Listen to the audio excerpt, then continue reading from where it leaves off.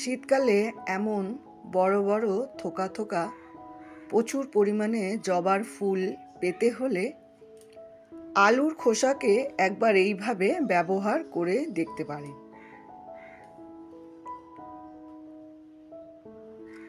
Hello everyone, welcome back to my channel tips and vlog with Mina.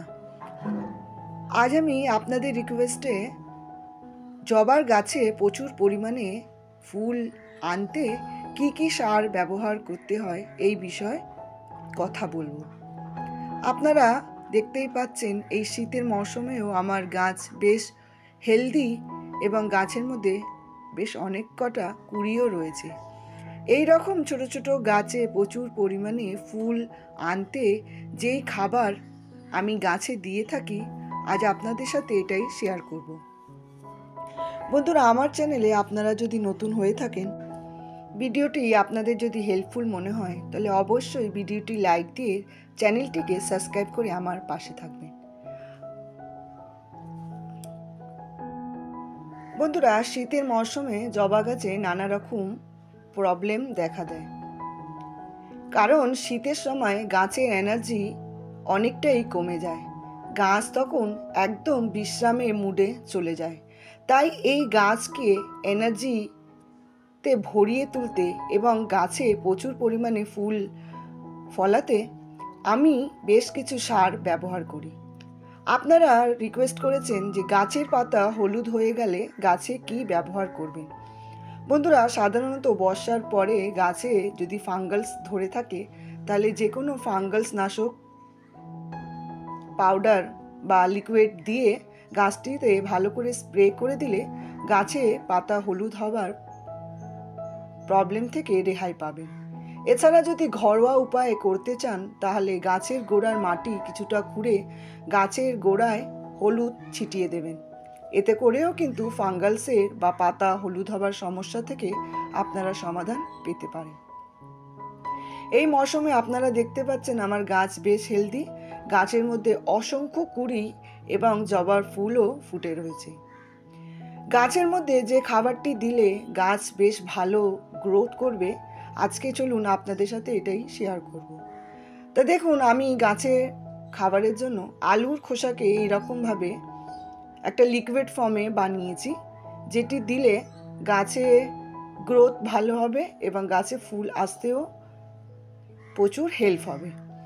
তো দেখুন, এরকম একটা লিকুইড বানিয়ে নিয়েছি। এবার বড় গাছের জন্য প্রায় 200 ml এবং ছোট ছোট গাছের জন্য 100 ml, প্রায় 1 কাপের মতো দিতে হবে।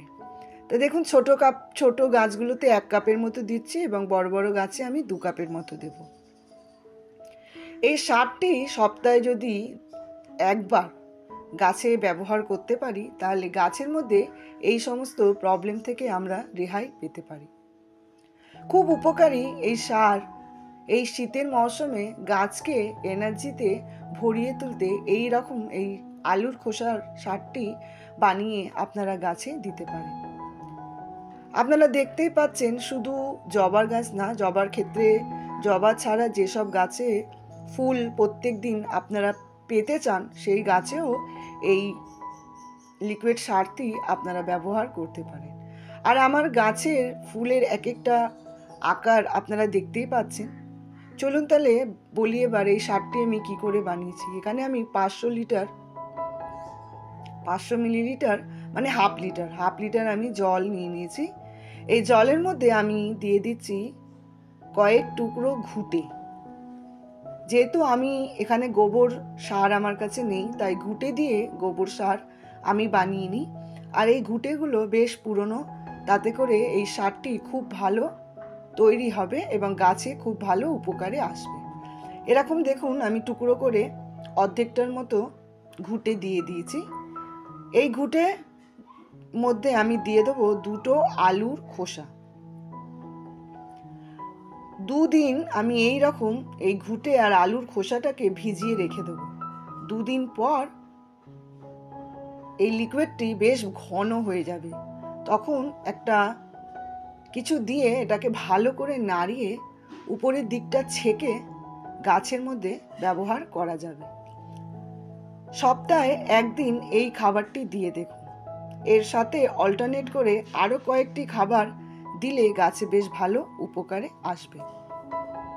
পরবর্তী ভিডিওতে আরও কিছু খাবার আপনাদের দেখিয়ে দেবো। আজকের ভিডিওটি যদি হেল্পফুল মনে হয় তাহলে চ্যানেলটিকে সাবস্ক্রাইব করে আমার পাশে থাকবেন। আজকের মতো নমস্কার জানাই।